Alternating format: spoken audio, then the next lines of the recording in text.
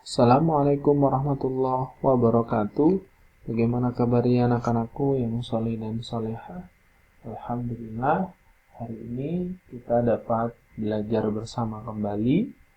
Nah, semoga anak-anakku yang ada di rumah selalu diberikan kesehatan oleh Allah, diberikan perlindungan dan diberikan keselamatan.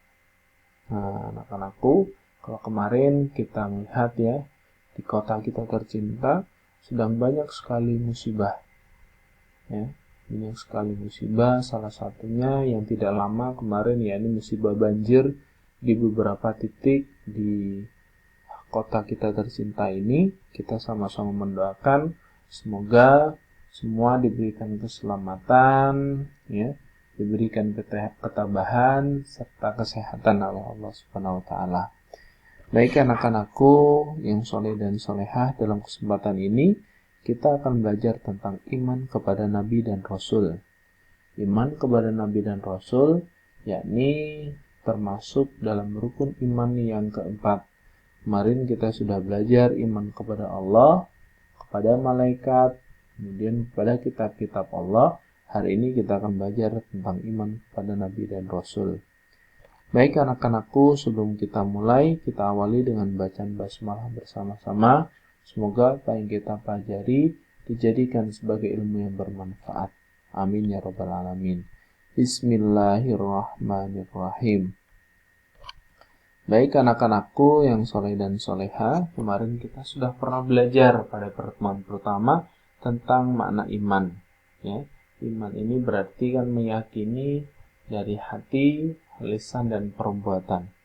Nah, beriman kepada Nabi dan Rasul artinya apa? Meyakini pertama bahwa Nabi dan Rasul ini pernah ada, ya, ada. Ya. Yang kedua, meyakini bahwa Nabi dan Rasul ini utusan Allah. Jadi dua itu. Jadi meyakini secara betul-betul dalam hati, secara lisan dan juga perbuatan. Perbuatan bagaimana? Ya meniru, ya, mencontoh hal baik dari Nabi dan Rasul yang bisa kita tiru. Jadi ini ya dua hal bagaimana kita beriman kepada Nabi dan Rasul. Kemudian yang selanjutnya, nah kita awali dengan pengertian dari Nabi. Nabi itu adalah manusia yang mendapatkan kepercayaan dari Allah, sehingga Allah turunkan wahyu pada beliau, di mana wahyu itu diperuntukkan untuk dirinya sendiri dan tidak wajib disampaikan kepada umat manusia.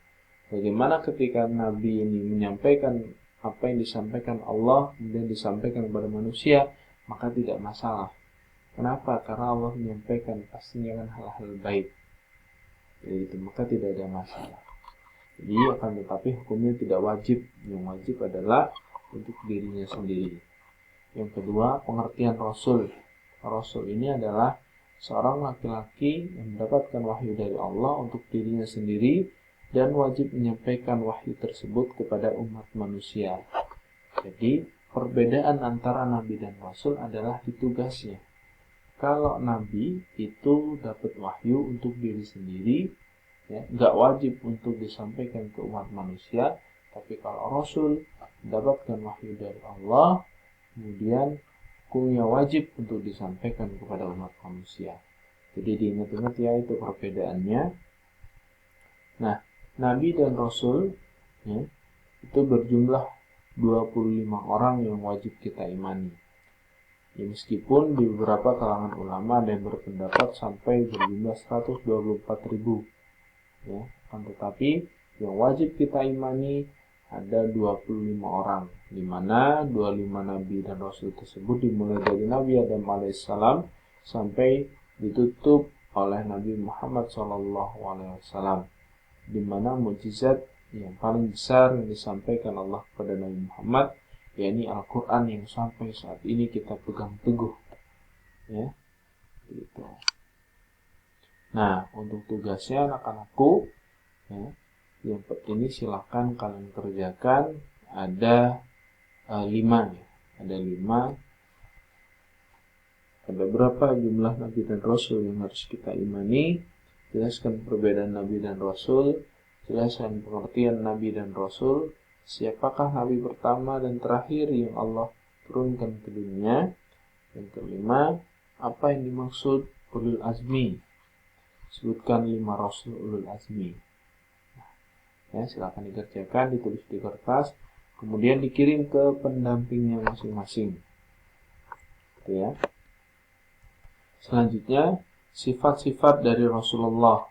Ya, sifat-sifat dari Rasulullah. Yang pertama, siddiq, benar, ya, jujur orangnya, jadi nggak mungkin bohong. Yang kedua, amanah, ya, dapat dipercaya. Yang keempat, tabligh, ya, menyampaikan. Yang ketiga tabligh, yang keempat fatonah, cerdas, ya. Jadi 4 sifat dari Rasul Allah, ya, di mana 4 sifat ini adalah sifat yang ditanamkan oleh Allah kepada Rasul-Rasul pilihannya. Ya, jadi namanya Rasul nggak mungkin dia nggak amanah, ya, nggak mungkin nggak cerdas, nggak mungkin juga nggak jujur, ya, atau benar, ya. Jadi ini siddiq artinya benar, amanah, dapat dipercaya, tabligh, menyampaikan. Jadi tidak menyembunyikan ajaran yang disampaikan oleh Allah. Jadi seandainya Allah menyampaikan A sampai Z, maka Rasulullah, ya, Rasul-Rasul Allah ini ketika menyampaikan kepada umat manusia, ya A sampai Z, nggak ada yang disembunyikan. Misalkan disembunyikan A, B disembunyikan, jadi ngajarkan mulai C nggak ada. Jadi menyampaikan secara keseluruh, secara benar. Nah, kemudian kita mengenal tentang Rasul ulul azmi. Ulul azmi sendiri artinya adalah memiliki ketabahan yang luar biasa.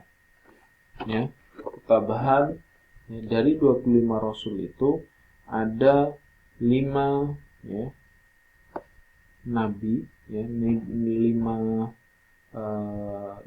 nabi yang dimana 5 orang tersebut ini memiliki ketabahan luar biasa, mendapatkan gelar ulul azmi. Yang pertama adalah Nabi Nuh, ya, di mana Nabi Nuh ini adalah putra dari Nabi Idris, ya.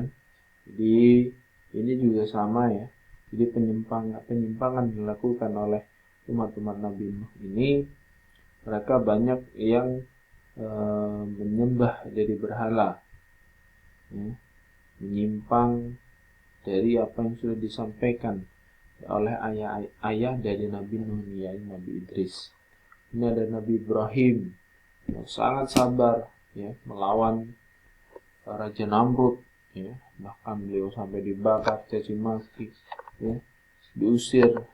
Ini ada Nabi Musa, ada Nabi Isa, dan Nabi Muhammad SAW sebagai Nabi terakhir.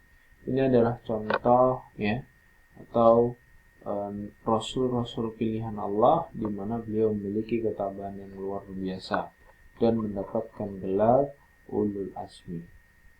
Itu ya, anak-anakku yang soleh dan soleha, silahkan video ini kalian pelajari. Kalau memang ada yang tidak paham, silahkan boleh ditanyakan kepada pendampingnya masing-masing, ya. Silahkan bisa bertanya terkait dengan materi, ya, gitu.